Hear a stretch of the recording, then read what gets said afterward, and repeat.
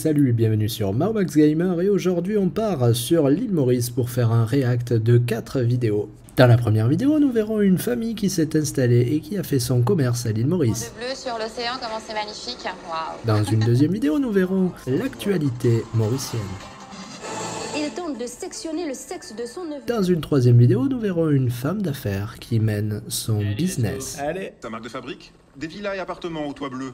Une ascension fulgurante. Et dans une quatrième vidéo, nous verrons une expatriée immigrée française à l'île Maurice. Bonne vidéo! Elle habite 3 ans à l'île Maurice et elle nous dit ce qu'elle en pense. Ce matin, Malcolm, 9 ans, et sa petite sœur, Mélia, se préparent pour un week-end dont ils se souviendront. Mon maillot de bain pour partir à l'île de Coco. L'île Cela fait Coco. 3 ans qu'ils vivent avec leurs parents à l'île Maurice. Et on a toujours l'impression de partir en vacances. À son âge, pour parler comme ça, à mon avis, c'est une famille assez aisée. Non, juste il est intelligent, tu vois. Non, il est bien, ouais, il est bien.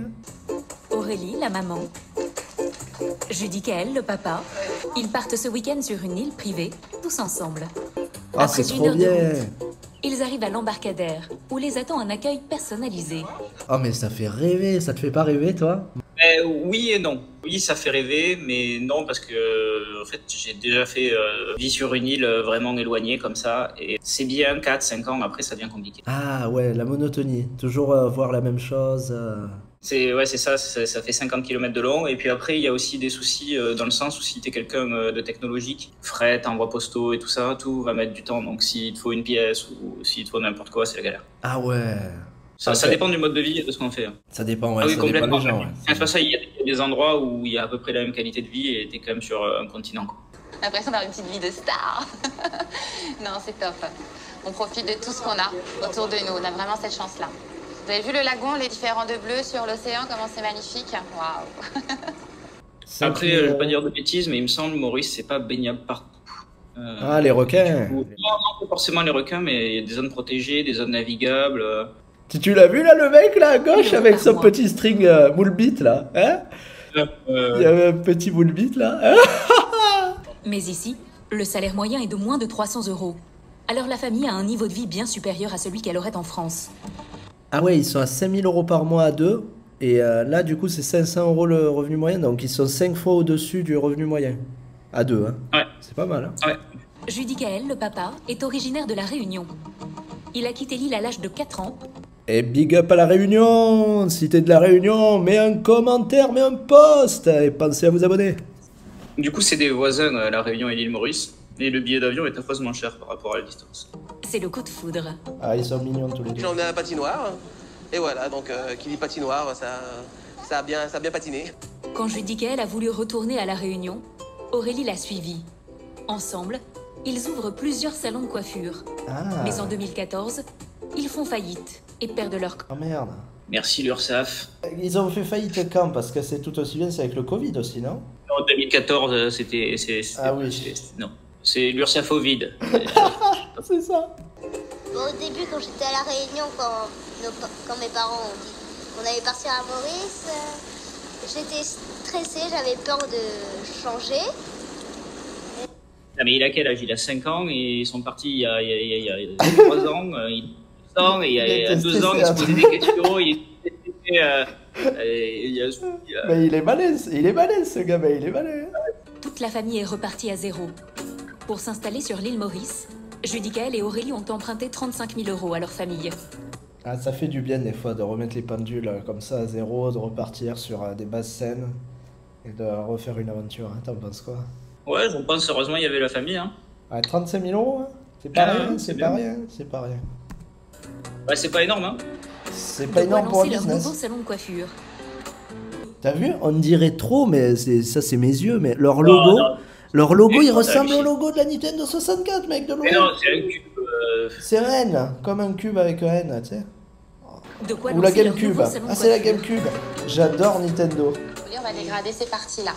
Si votre souhait, gardez la longueur. Moi, je vous conserve votre longueur. Aurélie est la seule coiffeuse française de l'île. Pour avoir un permis de travail, elle a dû prouver qu'elle apportait une plus-value au pays. Car l'île Maurice protège les emplois de ses citoyens. Ah, ça c'est beau quand même. protéger les emplois. Ouais, ils doivent tous être verts. Normalement, elle devrait pas l'avoir ce papier. Il devrait continuer à couper les cheveux à l'ancienne là et elle est arrivée. C'est ça. À mon avis, ils ont dû graisser la patte parce qu'ils n'étaient pas censés prendre le travail des locaux. Ouais, pas forcément. Ouais, elle a dû prouver que voilà, elle avait des diplômes et des machins. Mais j'ai l'impression, on va le voir, ils embauchent des locaux et ça a l'air bien. Je sais pas si.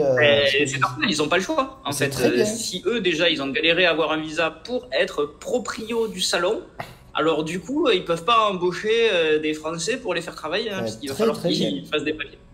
Ça c'est bien ça, moi personnellement je trouve que c'est bien. On n'est pas là pour venir prendre le travail des Mauriciens, donc pas de concurrence.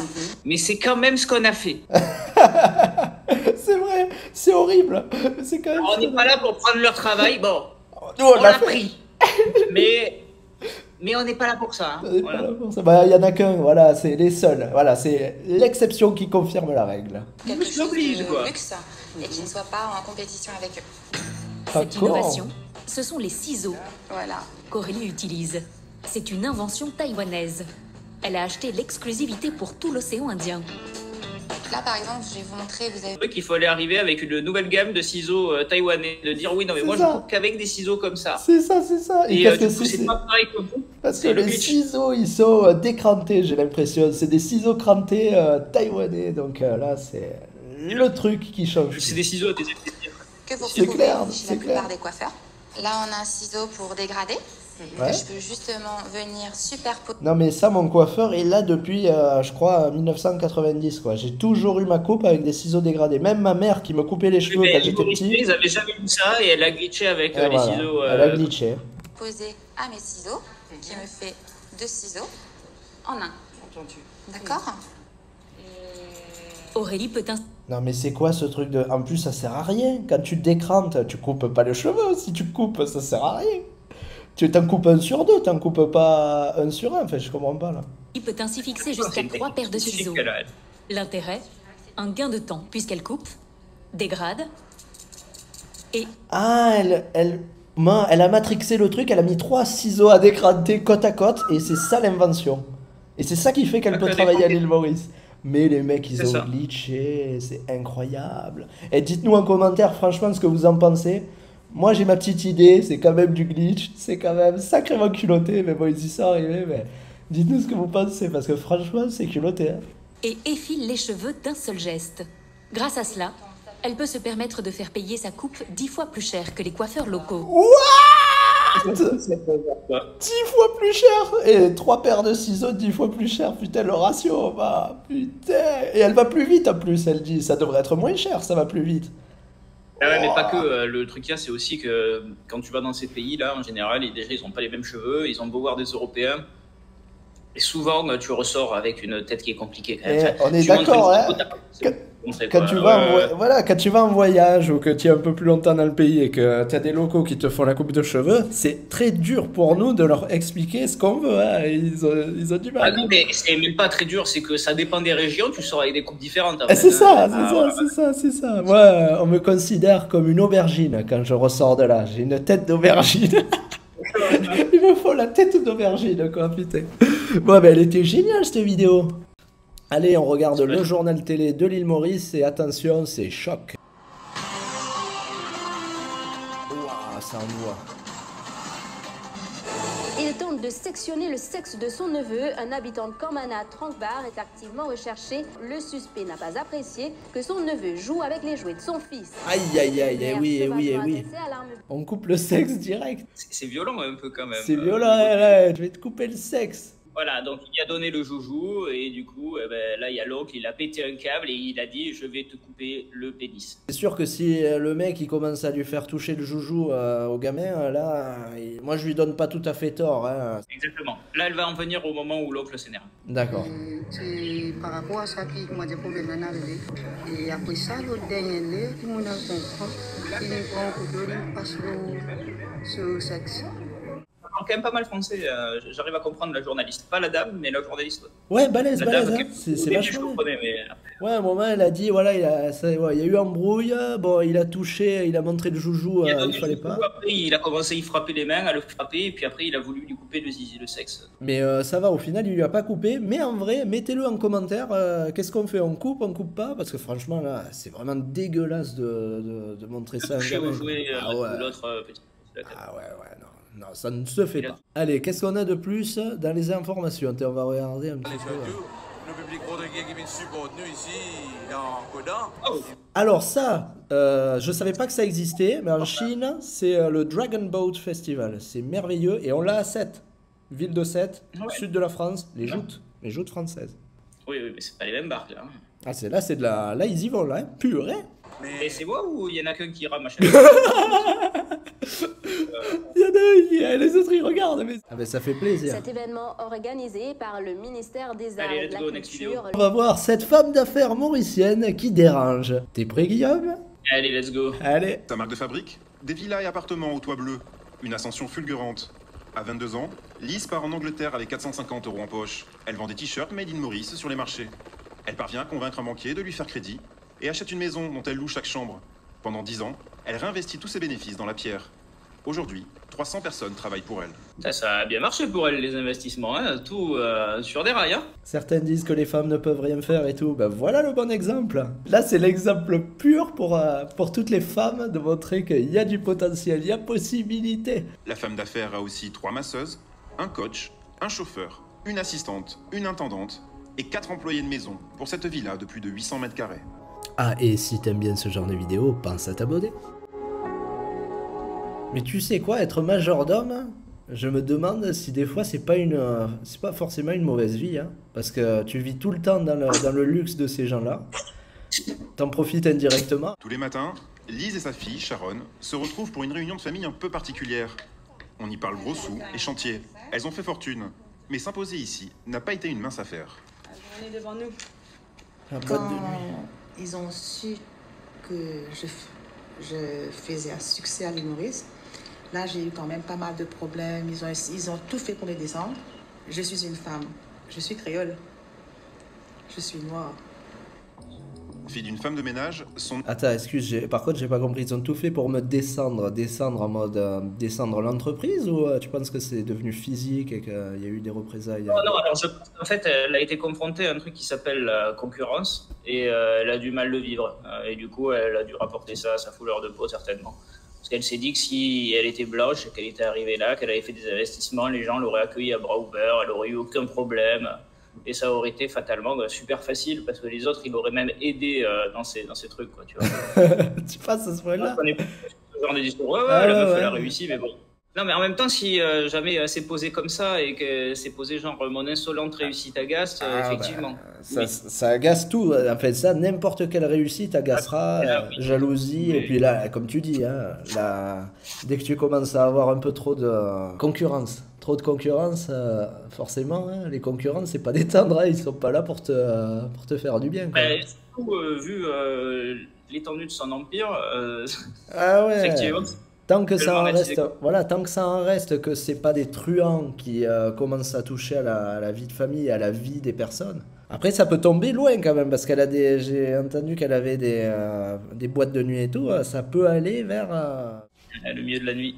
Ça fait bientôt 4 ans que je suis à l'île Maurice. Pourquoi t'es venue à l'île Maurice? Parce que 4 ans déjà, c'est pas rien dans ta vie. Je suis venue ici en stage en fait. Okay. C'est mon stage de fin d'études. D'accord. Et après ça, je suis restée. Ils m'ont embauchée dans l'entreprise où j'étais après mon stage. T'avais une vraie envie de venir ici ou c'était plus par hasard? C'était par hasard. Enfin, je cherchais un peu des offres sur Internet et c'était soit le Canada, soit Maurice. Ce qui n'a rien à voir, on va tous le conseiller tout de suite. Voilà, du coup, j'ai choisi Maurice. Et toi, dis-le dans les commentaires, plutôt Canada ou île Maurice? Tous les week-ends, on a l'impression d'être en vacances et puis j'ai trouvé une passion pour la plongée, donc quand tu es ici, c'est parfait pour pouvoir plonger. T'as fait combien de sorties plongée Presque 5 ans, je pense. Ah ouais, donc tu t'arrêtes pas quoi. Ouais, non. Il y a des épaves. Ouais, des épaves. Dans le nord, c'est super sympa. Il y a plein de trucs à voir, dauphins, baleines, raies. Même des requins pas un peu ouf. Loin. Bah, tu sais, nous, on a des pigeons en France, par exemple. Ouais. D'ailleurs, j'en ai vu ici aussi. Il me manque pas les pigeons. Ouais, parce que même si l'île Maurice c'est 6 fois plus petit par exemple que l'île de France ou 4 fois plus petit que la Corse, c'est quand même grand dans un... Ah mince, 4 fois plus petit que la Corse. Waouh. Ça fait à peu près 60 km ou un peu comme ça de long sur 30 km de large. Ah ouais, c'est petit, hein. Voilà. Waouh, faut vraiment aimer, ouais. Faut être passionné. Elle est passionnée de plongée. Je suis sûr que les gens qui sont passionnés comme ça de plongée ou même de sport nautique ou quoi, ça doit être génial pour eux. C'est compliqué de traverser l'île en peu de temps. Souvent, le problème de ces îles, c'est que tu n'as qu'une route qui fait le tour, en fait, et tout le monde prend cette route. Et après, il faut qu'ils pètent vraiment les montagnes pour commencer à mettre en place des nationales et des trucs comme ça, mais ça dénature vraiment l'île après. Ah ouais, pas cool. Pour acheter une voiture ici, c'est un peu galère. Donc Ouais. Pour l'instant, moi, je suis toujours en location. Donc ça fait 3 ans qu'elle est là-bas et elle est toujours en location. Déjà, à La Réunion, c'est 30% plus cher qu'en France, donc là-bas, ça doit être encore pire. Waouh. J'ai une maison pour 500 € par mois. Donc, Bah, je m'en vais. Non mais là, 500 € par mois le loyer, bah faut voir la maison que c'est, mais à mon avis, c'est très très sympa quoi. Là, c'est super. Bah, bien. c'est très sympa, mais après, c'est pas les. Tu peux éventuellement vivre dans des cases là-bas. T'as pas besoin d'avoir des murs en pierre de 40 cm d'épaisseur. Enfin, t'as besoin pour les cyclones. Ça, c'est pas mal. Ouais. Mais après, les 3/4 des habitations sont pas aussi durables que ce qu'on fait chez nous. Ouais, aussi, c'est sûr. Oui, c'est vrai. Ah ouais, l'île Maurice, ils conduisent comme les Anglais. Let's go!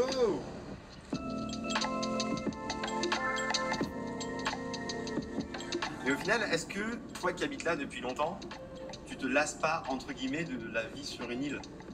Est-ce que tu te dis pas, parce que je sais qu'il y a plein de gens qui ont dû te le dire, est-ce qu'au final c'est pas genre redondant d'être sur un caillou? Il y a peut-être plein de gens qui le pensent. Ouais, Moi je le pense pas forcément, mais... Qui me posent la question, est-ce que je me lasse pas, est-ce que j'ai pas vite fait le tour et tout ça, mais Ouais. franchement, j'ai pas du tout fait le tour encore. Enfin, j'ai vu beaucoup de choses, mais il y a encore plein de randos, plein de cascades à découvrir, même des plages que j'ai pas encore vues. Après, c'est un style de vie, ça convient pas à tout le monde. Ça reste grand, mais sur ces endroits-là, quand t'es en France, des fois, t'aimes bien quand même prendre ta bagnole, aller en Espagne, aller en truc, bouger sur des un peu plus grosses distances, ou même éventuellement juste prendre l'avion. En fait, quand tu prends l'avion de ces destinations-là, c'est toujours plus cher que de bouger depuis la métropole. Et après, il y a tout le côté internet ou tout ce qui est commande et tout ça qui gicle aussi. Donc, selon ce que tu fais, et si t'es juste déjà bricoleur, en fait, ça devient vite compliqué. Par contre, tous ceux qui adorent la nature, qui adorent être zen, style un petit... Bah là, la plongée, ou alors même méditer, faire des trucs qui ont rien à voir comme ça avec le bricolage, ou les voyages, ou partir et tout, ceux qui aiment bien être posés, là pour le coup, ça doit les botter, hein. Ça doit vraiment leur donner envie. Niveau shopping, c'est pas fou, mais niveau plongée, on est bien. Ouais, et puis aussi, alors, il y a un autre truc, c'est que t'as la saison chaude. Parlons-en des températures, parce que là, ça peut refroidir beaucoup de monde, côté tropical. Là, qui peut éventuellement, voilà. Après, il y a les cyclones et du coup, pendant la saison chaude, une petite période où il pleut pas mal quand même. Donc chaud, humide, faut aimer quoi. Faut vraiment mais supporter ça. c'est pas tropical, enfin c'est tropical, mais c'est pas non plus trop chaud ce secteur-là. Ah bon, ça Il y va, a pire. ok. À tester en voyage et puis après à voir si plus c'est affinité. En voyage, ouais, mais faut rester 1 an quoi pour faire le tour du cadran. C'est ça qui... Bon, il faut faire plusieurs voyages. Un voyage tous les 3 mois et comme ça c'est bon, vous êtes à peu près... On puisse manger un bon cyclone de 5 jours sans eau, sans électricité aussi pour voir comment ça fait. Bonjour. C'est un test. Tu sais, quand tu dis bonjour à l'étranger, si les gens te répondent, c'est qu'ils sont cool. Les Mauriciens, ils sont cool d'ailleurs. Les Mauriciens, ils sont super cool, ouais, trop gentils, toujours là pour aider. C'est vrai? Top, ouais, jamais de soucis. J'aime beaucoup son test, de dire bonjour et de voir si les gens ils te répondent ou quoi. Faites-le à Paris, vous me mettez en commentaire si les gens ils disent bonjour. Je vais me faire insulter par les Parisiens. Après, en niveau rando, je dirais le Morne. Le Morne, parce que c'est la montagne emblématique de l'île.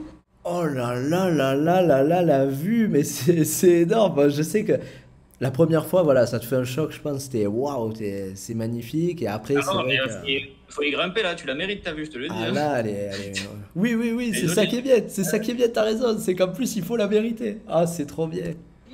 Et c'est aussi un spot de kite, donc super cool. Et la plage, c'est incroyable, t'as la plage avec les palmiers, et puis derrière, t'as la montagne. Est-ce que t'as vu des cachalots? Oui. Ah non! Dans l'ouest. C'est mon rêve. Ouais, trop bien. Mais ils sont à une certaine période de l'année, non? Excellent. Non, ils sont là toute l'année. Non. Les baleines à bosse, je crois, si je dis pas de bêtises, qui sont là que en hiver ici. D'accord. Mais non, les cachalots, c'est